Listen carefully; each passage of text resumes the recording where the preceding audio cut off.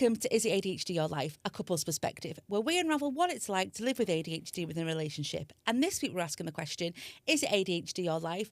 A guest special, and this week we're joined by Caroline Moss. Hi, Caroline. Hi. You are a therapist, a coach, and the founder of Space Runcorn. That's right? Yeah. Brilliant. Lovely to have you with us. Let's start then right from the beginning. So tell us about your journey with ADHD, please. Yeah. I've fairly recently diagnosed ADHD, Amazing. but the look back, it was pretty obvious. Yeah. And a few people that I told were like, no shit, Sherlock. Like, I was just like, yeah, I could have swore already straight away. I was diagnosed probably just over 18 months ago now. Okay. And looking back, it like I say, it was obvious. Yeah. But it was through, I've trained as a counsellor, so through my work as a counsellor that I started seeing other people that had ADHD, and it was just like, that kind of familiar. Yeah. Really. And when I think about it now, it's like through my life, I've had like a million different jobs, like a million different careers. I mean, I started off as a journalist. That was my first. That was my first degree, and I say first degree because there's been more. And that's where I started my career as a journalist. And I was a celebrity and fashion journalist, which sounds like way more glamorous than what it actually was. I'm going to pick your brains about that. Yeah. So I did that, and then I had my daughter. Mm-hmm. Which I think, looking back, was the first sign really where ADHD was really I really struggled. It was diagnosed as postnatal depression after like 2 years of having that, and now I know more about it. I think that was probably the first time when I really had a burnout and the signs of ADHD and the overwhelm, because having kids is overwhelming, isn't it? Oh my God, massively, yeah. And then since then, I've just had like loads of jobs, and I was a teacher as well. But not just any old teacher. No, you can't just do like the safe route. I went straight in to be a teacher at a behavioural school. Jeez. So I was like, I'm going to do it. I'm going to do it hard. It's bad enough being a teacher in a mainstream school, never mind. Like, yeah. But then I always specifically remember one of the kids there describing, he had ADHD, and describing it as like being in like a wind tunnel all the time. And I was like, I remember even thinking then, like, is that not what everyone thinks? Yeah. So it wasn't until I started to learn more about it myself in my work that then I thought, oh right, okay, I felt I had the confidence then to go and seek an assessment. Interesting you said that, like, it was when you had your daughter that like it kind of like proper come into fruition that you thought, oh, actually. So looking back at childhood then, was there anything in your childhood that looking back now you think, oh, because like when you got your diagnosis, Adam, you looked back at your childhood, didn't you, and you thought, oh, actually, oh my God, a lot of it made sense. Like, I'm not lazy, I'm not, because it was like the ADHD. And it wasn't the running about and jumping on tables, and I was never that. I was always quite good at school, but more of the mental stuff, like the racing mind and everything. Did you find, like, looking back, did you think? Oh, definitely. Yeah. And that's like part of it when you get a diagnosis, whatever age, you look back on your life, and like that's a big part of like what I do with clients and what I did myself was like, you can't help it, and you're like looking for a whole new lens. But I was that good girl. I was like the typical good girl. I was like, did really well at school. I was like not really any bother. And like just did my schoolwork. But when I think about like inside, I was like hating it. Yeah. And like even like down to like being uncomfortable sat in chairs, and it used to like really like bother me.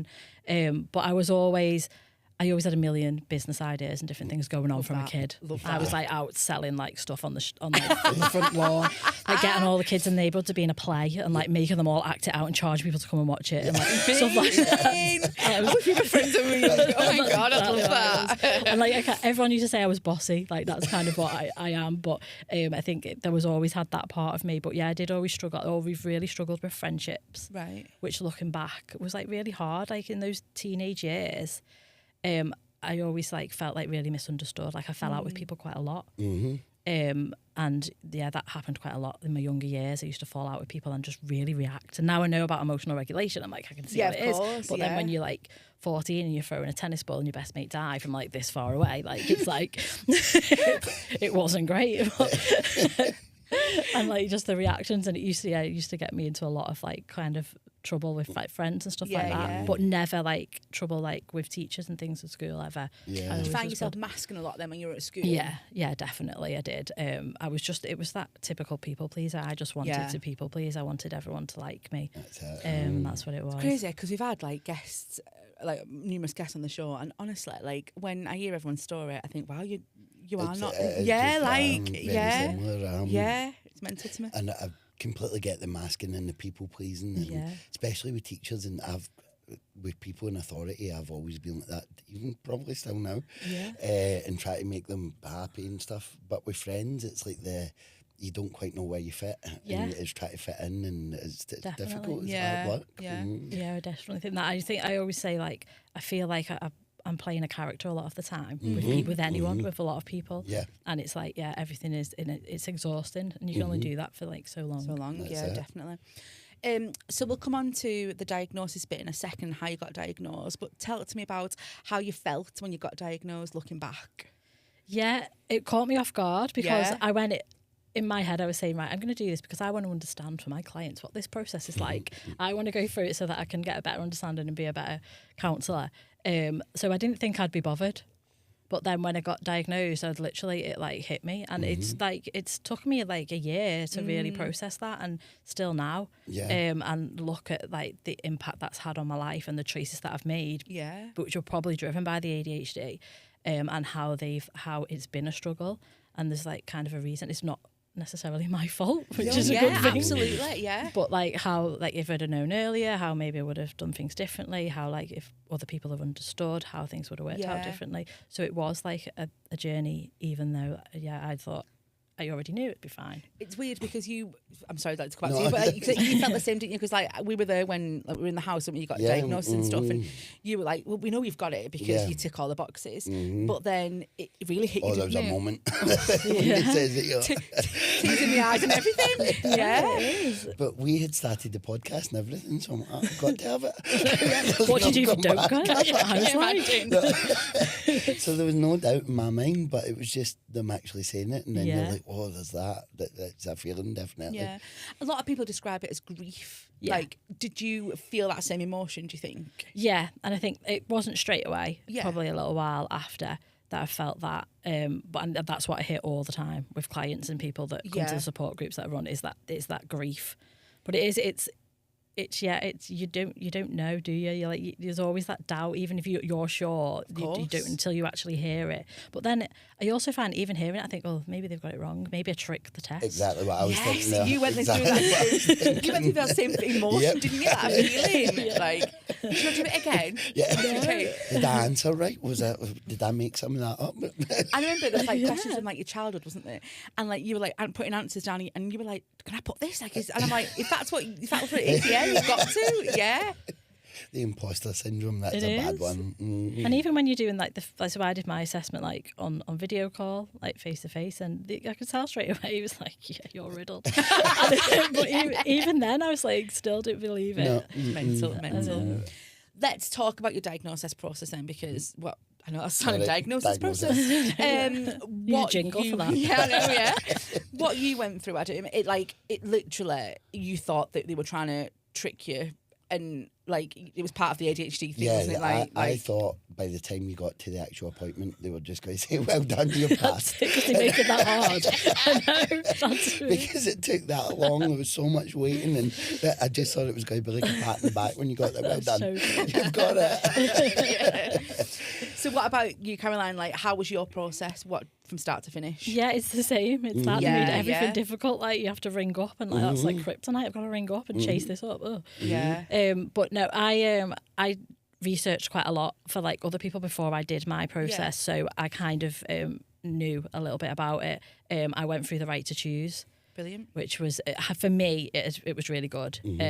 It was the hardest bit was getting through the GP, and that's what I've heard a lot of people say. Is I've been to, over the years, I'd probably been to the GP like about 3 or 4 times to question this and to say whether it could be, and was just told like, oh no, it's because you're fat. Do some exercise. Basically, say it many times. It makes me so mad. I know. Yeah. And then one GP actually said to me, "Oh, you might have ADHD. We probably all got it. I think I've probably got it." And I was like, "This is GP." Whoa. I'm like, what? But then by the time I actually went properly, I'd kind of had all that experience. I had the knowledge behind me. I knew that I might get that response, so I was ready for it.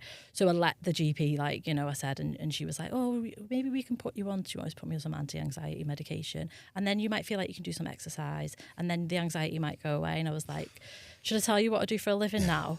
And she was like, and I said, yeah. So, and I had my right to choose letter already printed out, and I was like, so can I just give you this? And then she changed completely, which isn't right really, but it got like what I needed. Imagine if like somebody like not in your position who doesn't have all that like knowledge behind them and stuff, they probably would walk out that doctor's office again for the 5th time or whatever, being like, oh, I can't bother them again. I was the opposite. I couldn't even phone or I was emails, so I just kept sending the emails and like sending the attachments, but no personal stuff in it. Just please look at this. Please. I'm scared of confrontation or anything like that. Yeah. So I was just hoping. Excuse me, but for me it was all right as well. They did come through in the end, and it was all right. But it does make you think though, and I think that all the time, like for the stories that I hear all the time about people, and then if someone goes away and thinks, oh, well, I feel stupid now, they could have built up to going to speak about it for quite a while. Yeah. They may never go back. Then they struggle, and you know, suicide rates in neurodiversity is massive. Huge. So you know, it can be that devastating. So I really try and like tell people like how I did it and like how to do it, and support people to go, and been known to go in and speak to doctors before and be like, you need to understand what this is. You say that when we met before. I love that. No, I do. You must dread you walking. I'll just hear again. Well, it's that ADHD thing of being able to sort of people's stuff out for them and not your own, isn't it? So that's what you can do. But so I went through the right to choose. So then that process, I had to chase a few things, which was fine, but it was. At the time, it was from start to finish was 6 months.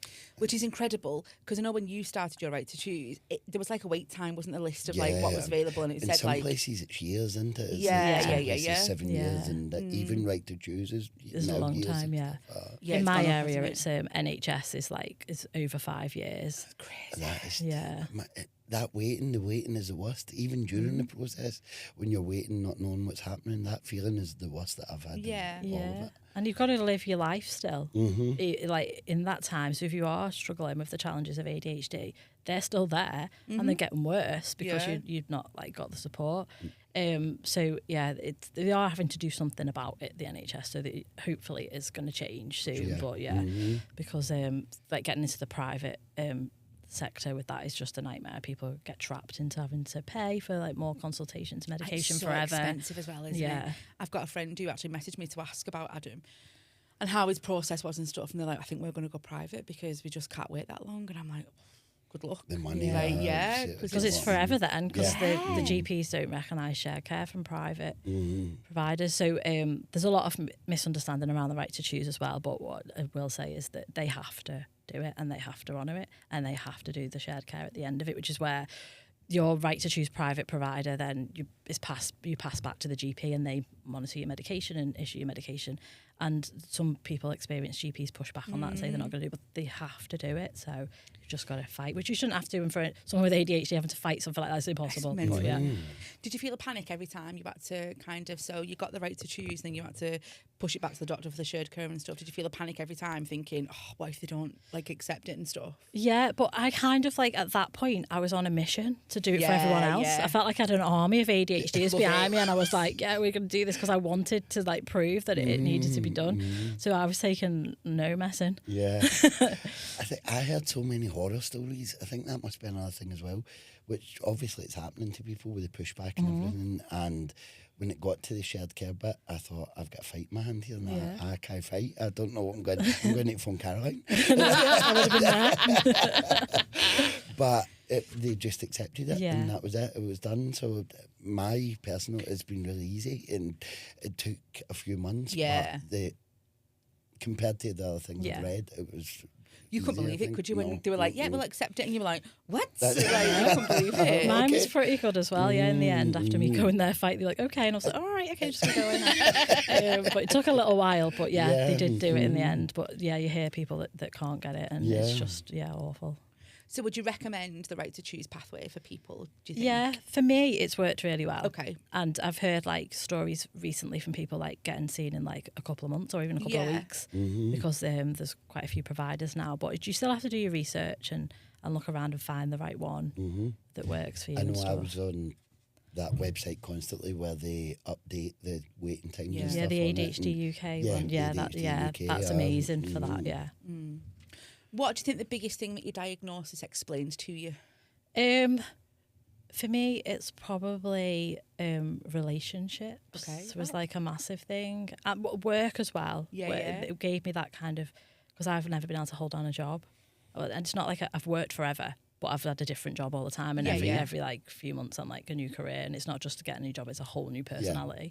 But and then working for myself has been the only way really that I can function. So it gave me the validation that it's not that I'm lazy or not that I can't do things. I just need to create a job that works for me. Yeah. So it gave me that validation. But yeah, relationships was a massive thing as well for me.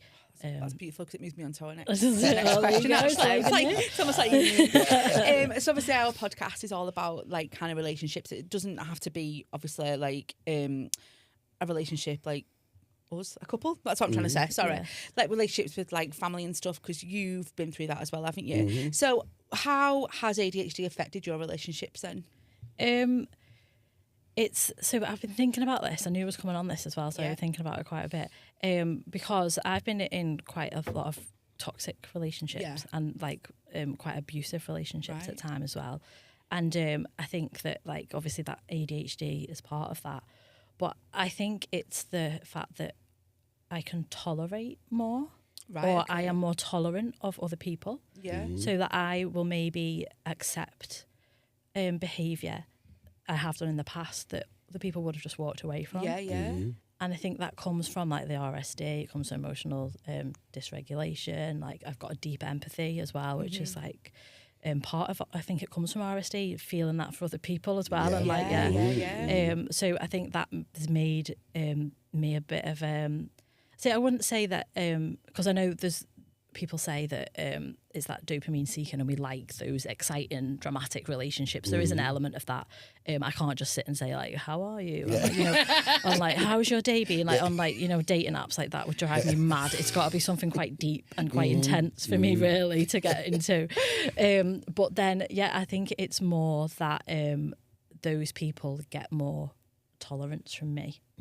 So that's why I don't seek those sorts of people. They kind of, I feel like they seek me. Latch onto you almost. Yeah, and then I end up like giving them more grace than other people would. So I joke with you, John, said that like Adam seems to be like a bit of a fixer. Like you like to fix people sometimes, don't you? Do you feel like that maybe stemmed from that as well?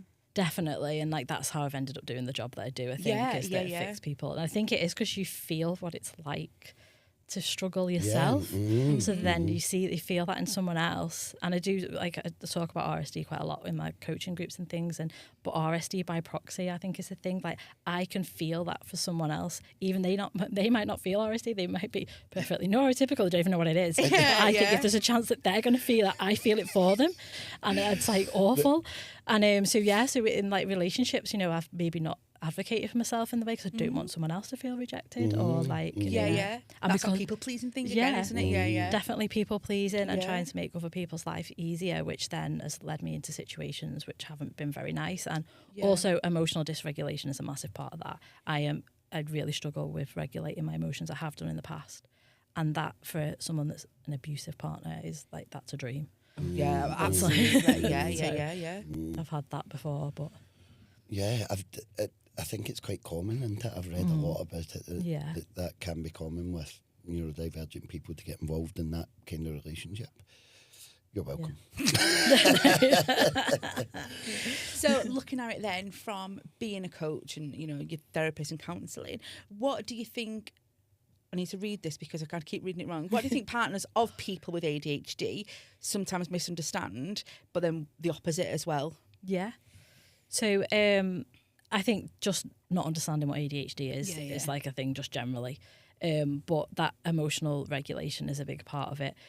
Understanding that sometimes, like, if I'm really overwhelmed, or that I've got, it might not outwardly look like that, I've got like 100 thoughts going through my head every second, all the time, and the mood can switch quite easily, or I'll worry about things that maybe they wouldn't think that I was worrying about, and then that can build up, and sometimes it comes out like it's like a massive drama. And I then think you've described our life. My face, you can see me biting my tongue. Like, yep. because some people don't see all the other stuff that goes on before that comes out, and then it can you know, I can err on the side of dramatic. I've had to learn a lot, like since so before the diagnosis, you just kind of you float along and you think, oh, he's a bit moody sometimes.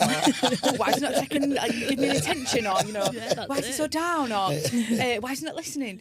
But now, like I've been on a journey of like understanding you better, haven't I? To kind of make sure that we're okay, kind of thing. Yeah. Did you know about ADHD like before?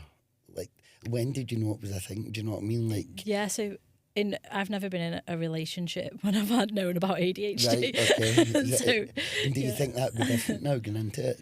Like having an understanding? No, I think it is. I think, because I've lived on my own for quite a long time now as well, and I think I'd be a nightmare. It'd be impossible to live with, to be honest. But like, yeah, any relationship that I'm in now, I'm very much need to honour my need for like space and like stuff like that. And so but I haven't known about it before, and I've been in situations where like I get like RSD, I get really triggered by something, somebody just does something or says something, and I'm like, that's it, they're dead to me. Yeah. Like literally, like, and they might not have even known that they've done it. And then like, you know, I've been in relationships before where like a partner is like maybe like stayed out too late or something like that, or like not text me back quick enough, even in the early stages, you know, not text back quick enough. And I've gone in my head, I've gone through the the worry, they're not texting me back, and then I'm really angry now, like how dare you to disrespect to okay, I don't need them anyway, I've moved on, imagined my life without them, they're dead to me. And even before they text me back, and they have no idea that I've gone through that whole process, and I'm like, oh hi, it's you again. You took up the twins, honestly. I separated it, but there was come on, sorry. We spoke about the exact same thing last week, didn't we? You make up these stories in your head, and by the time you're raging about it, you haven't a clue. No. You don't know this is happening. No. There was one time when I remember WhatsApp was playing up, and so I have like my online last online and stuff. My WhatsApp was playing up, and it wasn't showing. It wasn't showing. Honestly, I got a text message from Adam. Why have you turned your online showing off? And I was like, all right, calm down. That was early days. It was I was early undiagnosed. I thought, wow, what a creep. I still have that off now because I can't stand looking. I don't want anyone else to do it either. I'm the worst for replying to messages. I'm an absolute nightmare. But if someone does it to me, I'm like, oh, I've got a minute. Honestly, listening to you then, it's madness. Because I struggled at first, like understanding kind of like, we match each other's moods sometimes, don't we? And that's what I've got to kind of like stop doing, because there's a reason that the mood has developed, maybe. But yeah, just listening to you then, it's like, bam. Maybe we need therapy. We're doing it. This is it. What's your take on communication then within a relationship? Yeah. Like, obviously knowing the people that you've coached or therapy and stuff, like what's your take on communication? It's just like so important. It is, and it's a conversation that needs to be had before things happen, not in the moment. Like I can't communicate in the moment if I'm like upset or annoyed about something. Like words don't exist, and all I can do is like swear or say nothing. So I'm the kind of say nothing girl, but you hate that, don't you? They're walking away or leaving me. You're leaving me with this. Leaving me sitting with this feeling. Yeah. I can't sit with that at all. No, absolutely not. So, I've had to learn to try and sit with it and do things to regulate my emotions rather than just go in. I will go in and go in and go in and need because I need the feeling to go away. Yeah. And I think that's it. And I think, but communication and someone understanding that is what that is, and being able to like kind of take the time out or say like, you know, I'm not going anywhere. Yeah. I just need you to like just calm down a minute. Or, like we will talk about this. It's like it is because a lot of it comes from RSD, and the antidote to RSD is like reassurance, is safety. Yeah. It's like feeling like loved, and in an argument, both parties kind of forget that, don't we? Because pride is in the way of it. Yeah. And Because you're both right. yeah, Just like when. But yeah, feeling safe is like, and communication's part of that, isn't it? Yeah. How do you feel about, so we recently realised that we have a thing where sometimes we use text messages to kind of regulate the situation, don't we? So you might go off to work, it's been a bit frosty, you go off to work, and then one of us will text and be like, listen, I'm sorry this happened, this is why, XYZ, let's be friends again. What's your take on that? Like, I love that. Do you? Okay. Yeah, that's I write better than I speak when I'm in that situation. Definitely. I agree. And I'll go and like write it. But then I have done that like in a look back in past relationships. I've done that to try and fix things that shouldn't have been fixed. Like, I've sent like massive paragraphs to people that really did not deserve that. They were never gonna read it. But I do think it just takes the immediacy out of it, so you can both read it. And in my head, I'm probably thinking, this and that and the other, whatever, that's not true. But I won't, when it's the time I reply, it'll be, I will have gone through all of that and thought, oh, actually, maybe it's not that, and calm down. Whereas in the moment, it's just there, in it. And just say the worst things to each other. I'm gonna be honest now, because we had a brownie recently, didn't we? And, it was a bad one. But tell me all about it. I need to know. And I lay in bed and like, I wasn't wrong, so I wasn't saying sorry. You were on the couch, you'd got down, you'd stormed downstairs because we were just silent in bed and you can't handle that kind of. Oh no. But then I wrote a text message out that I wanted to send, and I thought this is the best way for me to do it, rather than go downstairs and be like, Adam, can we speak? I didn't want that because I felt sick that you were going to leave me. So I wrote a text message out, but then I didn't end up sending it because I fell asleep. But then in the morning I was like, please read this. But then I'm watching his face. And he reads it, like, But I was like, I don't want to speak it. I just want you to read it. But yeah. It definitely helps. Like I have my notes, if you could see my notes on my phone, there's all kinds of conversations I've had with people that they've never seen. Yes. That's like, I like that idea as well, like writing it just for yourself. And then like, here's what I would say, but I'm not going to send it. Yeah, that's it. Definitely. I used to do that. I'm bringing that back. You did do that? I did do that. I've stopped doing that. ChatGPT is another one that I know people have mixed opinions about it, but I have a whole like personal therapy like folder on my ChatGPT where I just like talk to it. And I know it's like for therapy there's different opinions about it. It's very affirmative. It's always your mate, isn't it? Always tells you what you want to wear, which I like. But, and plus my ChatGPT has adopted the personality of Daniel Cleaver from Bridget Jones. I don't know if you know that. Yes. Like, who doesn't want him to say so sometimes I'll like speak to ChatGPT and that calms me down as well. Do you call it Daniel? Hi Daniel. Hi Daniel. And he's like, hi sweetie, what are you doing today? You've got this, you're fabulous, don't you forget it. And I'm like, yeah Daniel, I am. I love that. That's amazing. I can meet someone amazing. I'm like, oh, these are going to be my new best friend. And like for a few weeks they are, and then I forget they exist.